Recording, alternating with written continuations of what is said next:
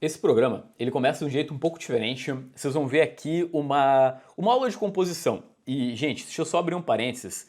Eu quero mandar um beijo pra Laura, de 2 anos, filha do Ganesha, lá de Salvador. Foi ele que mandou essa postagem. Eu acho que ela vai dividir opiniões, mas vamos lá. O David Johnson, vocês devem conhecer, um dos maiores capistas de todos os tempos. Eu amo o trabalho dele. E ele resolveu fazer uma postagem para ensinar como fazer composição de página, de capa, né, especificamente. E ele pegou como exemplo uma capa do Rob Liefeld. Gente, assim, eu já vou falar sobre isso, mas vamos lá direto ao post. Primeiro, essa é uma capa do variante do Príncipe Valente, da Dynamite, é uma ilustração de 2015 do Liefeld, então já tem um bom tempo. E o David Johnson, ele resolveu melhorar e explicar o porquê que a composição do Liefeld está errada. Primeiro ele cita o seguinte, né? Se você vai usar um cabeção numa arte, é interessante que esse elemento esteja atrás do desenho. Então dá uma olhada ali, né? Basicamente ele colocou a cabeça mais atrás do castelo. Ao mesmo tempo, ele cita que se tu vai colocar elementos na composição, tipo água, né? Dê uma olhada ali, né? Tem um mar ali, né? E o navio. Tem que cuidar onde vai colocar esse elemento de composição, porque nesse caso, gente, parece um tsunami, né? Em cima do castelo. Aí vocês podem ver a ilustração, né? Dentro da ideia do David Johnson, tá lá atrás, lá o mar com o navio. Ao mesmo tempo ele diz o seguinte, né? Por que as velas do navio estão viradas para cá e o navio está virado para lá? Né, isso não faz o menor sentido. Aí na composição dele, vocês podem ver ali no cantinho, né, a vela está virada, né, junto com o navio, que é o que faz mais sentido, né? O barco não estava andando de ré. Cara, ele vai longe, tá? O, o nosso querido Príncipe Valente, né, ele não é um personagem, um samurai. Então não tem motivo para ele estar usando uma espada desse jeito. Né, com esse formato. Então ele vai lá, ele também melhora a ponta da espada, enfim, né, cria uma espada realmente medieval que combina, né, com toda a estética do Príncipe Valente. Por último, ele também critica o porte físico, né, que o Liefeld retratou o personagem, porque, bom, aqui o Liefeld claramente está homenageando o Conan, né, claramente isso aqui é o Conan e não o Príncipe Valente, mas eu acho que o David Johnson, pelo menos, né, eu não consigo ver uma grande mudança na parte física do Príncipe Valente. Vamos por partes. É deselegante por parte do David Johnson fazer isso? Com certeza, ele pegou um colega, ele basicamente humilhou o Rob Liefeld publicamente, até o próprio Liefeld comenta que viu essa postagem e não se importa, então não é de bom tom o cara ir lá e dar uma humilhada, né, no colega de trabalho. Ao mesmo tempo, se a gente parar pra pensar, o Liefeld é um cara que ele, publicamente, ele já foi bem escroto aí com uma galera, né, eu acho que ele a própria postura dele com outros colegas nem sempre é das melhores. Então, eu entendo aí que o David Johnson ele tem teve uma licença poética pro que ele fez. Dito isso, eu fico com essa aula de desenho maravilhosa, gratuita, que a gente ganhou aqui no Dois Quadrinhos News.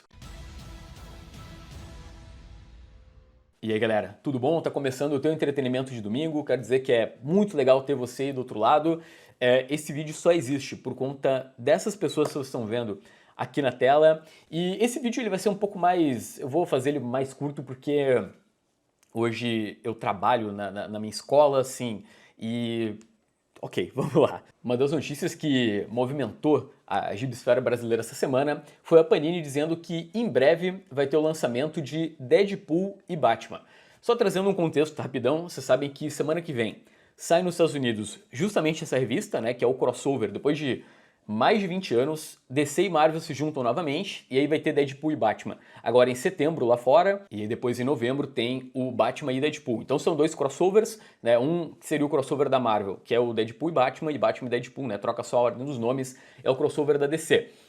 Bom, considerando que sai na semana que vem o primeiro deles, né, a versão da Marvel, eu duvido que a Panini consiga publicar isso, né, simultaneamente. Então é um lançamento mais ou menos mundial e mais ou menos simultâneo. Primeiro, legal que pelo menos a gente não vai ter 9 meses, sei lá, de diferença. Não parece ser um crossover também que tem exatamente uma cronologia. Só o uniforme do Batman que vai ficar esquisito, porque o uniforme do personagem já é dessa nova fase, está saindo lá fora e no Brasil, né? E a gente está bem longe. Eu tô aqui com o site da Comics and Signatures aberto, que a gente consegue ver tudo que é capa variante. Ó, repara, tem capa do Steve McNiven. Ó, aqui, inclusive, tem a pré-venda tanto do Batman e Deadpool, quanto do Deadpool e Batman, né? Lógico, a versão norte-americana. Eu imagino, tá? Que a Panini vai lançar isso aí num blind bag, vai... Porque, gente, dá uma olhada, tá? Tem muita capa legal. E se vocês querem saber, a minha capa favorita é essa aqui. Sim, é o Justiceiro clássico, com cores do Frank Martin, arte do Nick Dragotta, tem o Batman ali no canto, né? Eu sei que muita gente aí do outro lado vai dizer assim, pô, mas é Deadpool, que negócio sem graça, né? Qual é a moral de ter o Deadpool com o Batman? São personagens que tem muita gente que não respeita o Deadpool, e eu entendo completamente. Mas assim, gente, eu vejo muitas possibilidades para esse crossover, sabe? Eu acho que um personagem como o Deadpool, quebrando a quarta parede, tirando onda e zoando, eu acho que vai ser bem legal. Então, se você não está empolgado, você deveria. Lembrando que essa semana, lá na Comics and Signatures, começou a pré-venda de Batman segunda tiragem, né? Com capa do Damora. Gente, olha que coisa linda, né? Na verdade, assim... Parte do tá mostrando essa capa e trazendo esse anúncio que eu precisava de uma imagem legal para colocar na thumb do vídeo, e aí eu olhei esse Batman do Namora e pensei, ok, isso aqui merece ser divulgado. Link aqui na descrição do vídeo, tá? Para quem quer pegar os quadrinhos importados na Comics and Signatures, tem cupom 2 quadrinhos, vocês ganham desconto. Aí eu vou colocar o link tanto pro Deadpool e Batman, quanto pro Batman e Deadpool e pro Batman do Matt Fraction, né? A nova fase que estreou tem, 2 semanas? Agora a gente vai para uma sequência interminável de tretas da DC Comics. Galera, se preparem, tá? Se preparem que a gente vai bem longe a partir daqui. Na verdade, a gente vai começar com uma treta, sabe, bem, assim, tranquila no sentido de que a resolução foi rápida, não foi algo tão, sabe, bombástico, mas os leitores repararam que, bom, como vocês podem ver, né, a Mulher Gato absoluta é uma personagem negra, né? Pelo menos é o que dá a entender aqui os flashbacks, e aí começaram a sair capas, né, da personagem, né, capas colocando a personagem como foco. Ó, reparem que ela tem tipo um globo na cabeça, e aí ele é transparente. Eu não sei, tá? Cara, é quadrinho. Joinha, eu acho que tem que ser tosco, tem que ser esquisito. Eu não faço ideia qual é a referência do mundo real, porque é um capacete de moto? Será que é isso? Deve ser, né? Mas enfim, o ponto é que a galera começou a estranhar, né? Pô, peraí, a personagem é negra e basicamente ela tá com a pele muito clara, né, nessas ilustrações. Aí o Scott Snyder disse o seguinte: obrigado, o pessoal da DC se deu conta disso outro dia e nos avisou que as cores das capas vão ser ajustadas ou já estão sendo ajustadas. Aí o Art Jeremy, que é um dos desenhistas daquelas capas, né, ele foi lá e explicou que na verdade ele estava seguindo, né, a orientação da própria DC. E repara só, essa é a capa inicial, tá? Sem os ajustes e beleza, agora temos uma nova capa pro gibi da Mulher Gato. Essa é uma treta que já tem, na verdade, umas 2 semanas, né? Ela tava em desenvolvimento, mas assim, reparem que a DC rapidamente agiu, já ficou tudo bem e a princípio ninguém tá reclamando.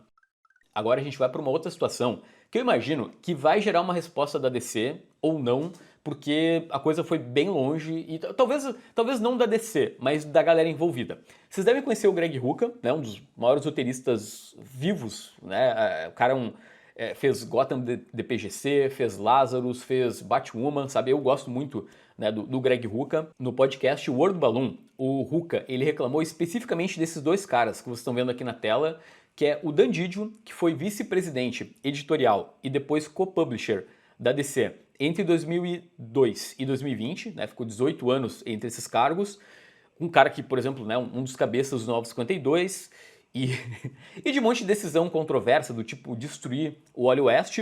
Ao mesmo tempo, o Geoff Johns, né, uma das estrelas aí, né, um dos maiores roteiristas da editora, que ficou como diretor criativo da DC Entertainment entre 2010 e 2018. Agora tirem as crianças da sala, porque as falas do Greg Rucka são bem pesadas.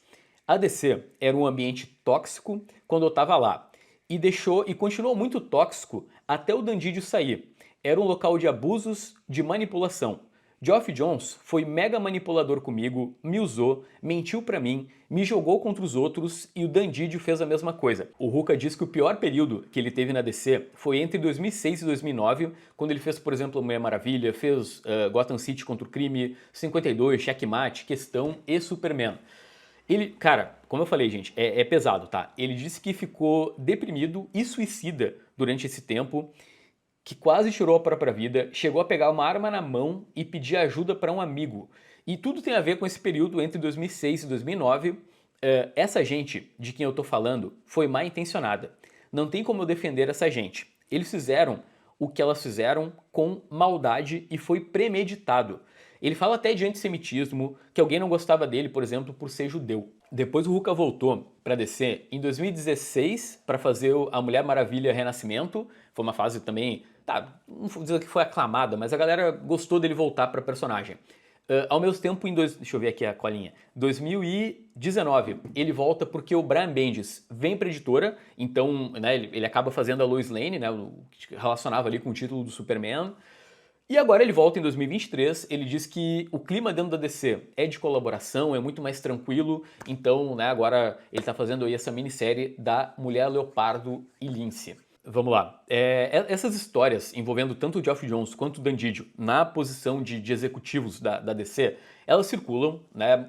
O detalhe é o seguinte, você sabe, o Dan Didio, por exemplo, é um cara muito elogiado por muita gente. Da mesma forma, o Geoff Johns foi um cara que saiu da DC tem pouco tempo, abriu a sua própria editora, Ghost Machine, e levou uma galera, sabe? Tipo, top artistas da DC saíram para fazer projeto com o Geoff Johns. Então, assim, eu não sei o quão, né, não chega a ser uma unanimidade, sabe? Aparentemente, pessoas gostam do Geoff Johns, acham que é legal de trabalhar com o cara. Dito isso, agora a gente vai ter uma percepção do seguinte, né? Primeiro, do quanto o Dan Didio e o Geoff Johns ainda têm poder dentro da DC, porque, cara, vai ficar assim, o que o Greg Rucka falou, eles não vão responder, isso vai ter alguma consequência, e também a gente vai ter uma noção do quanto a própria DC, né, se importa com o Greg Rucka. Será que ele vai continuar escrevendo para a editora, né, depois de revelar, né, esse monte de podre? Talvez todo esse bafafá envolvendo o nome do Greg Rucka não repercuta muito, e talvez eu nem tenha ouvido falar disso, porque, gente, o que realmente tomou os noticiários sobre histórias em quadrinhos essa semana foi a DC Comics cancelando o quadrinho do Capuz Vermelho.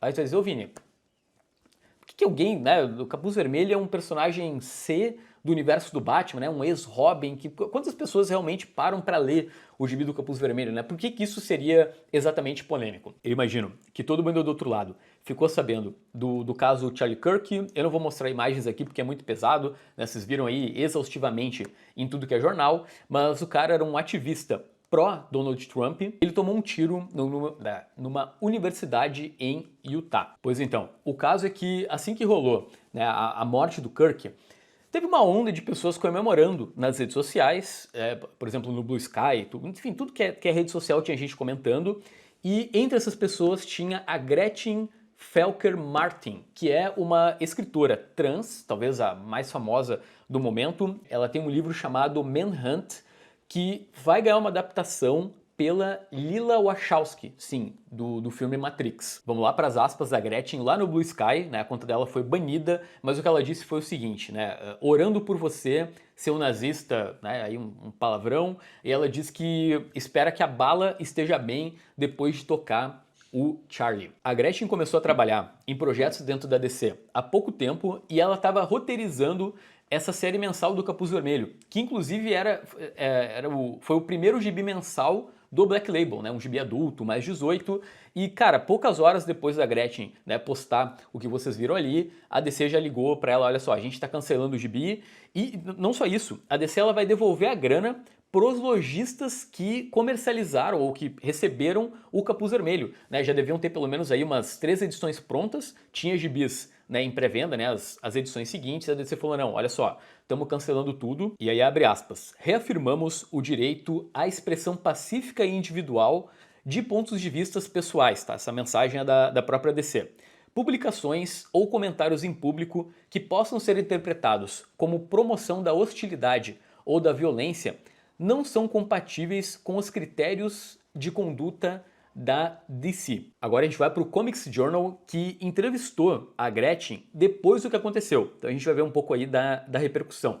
Primeiro ela diz que não se arrepende do que falou, que ela mesma já tinha manifestações polêmicas nas redes sociais, a DC já sabia disso, a própria editora tinha passado para a autora diretrizes, né, de como os autores deveriam se portar. Aí para terminar a autora diz que sente muito, né, pela situação que criou para a DC, mas que ela não tinha como não se manifestar dessa forma. Para terminar o programa, vocês já imaginaram, nossa, como terminar o programa, como é que vai melhorar o clima, né, depois disso, mas vocês já imaginaram comprar um quadrinho e descobrir que ele não só tem uma história por trás, mas ele pertencia a um famoso, vocês devem estar vendo aqui, que o Anthony veio dividir uma história no X que ele comprou, então, né, o Alan Moore Tomorrow Stories, que, olha aí, em breve está saindo pela Panini, que veio junto um bilhetinho do Robbie Williams. Tipo, esse livro pertencia à coleção pessoal do ator Robbie Williams. Infelizmente, estamos falando de um astro que faleceu em 2014, fez Gênio Indomável, Patch Adams, Sociedade dos Poetas Mortos e mais, né, uma cacetada de filme. Aí o pessoal lá no ex-Twitter, né, o X, eles comentaram que sim, o Robbie Williams era um grande fã de quadrinhos, e cara, o legal é que ele não gostava só do tipo, ele gosta do Batman, do Homem-Aranha, não. Ele tinha um gosto refinado, tipo, tá, ok, Asilo Arkham é um quadrinho meio óbvio, mas ele gostava de ZDM, Tekken Kinkret, do Taiyo Matsumoto, um monte de coisa da Vertigo, e pelo jeito ele também gostava de Alan Moore. E veja só, em entrevistas, o Robbie Williams diz que topava fazer o Coringa ou Charada num Batman se o Christopher Nolan convidasse. Infelizmente, a única participação desse ator num filme de quadrinhos foi naquele tenebroso Popeye. Mas veja só, né? Agora a Panini vai lançar o Tomorrow Stories muito em breve e a gente vai poder dizer, olha só, um quadrinho recomendado por Robbie Williams. Então era isso, tá acabando mais uma edição do teu programa Dominical de Notícias. Sabe que, gente, tem coisas que vocês só vão ver aqui no Dois Quadrinhos, sabe? É um noticiário mais rebuscado aí sobre o nosso mundo do entretenimento. Então aperta o botão do like, né? Coisa que eu sempre esqueço de pedir. E se vocês ficaram até o final, digita oi aqui embaixo, tá? Valeu, valeu.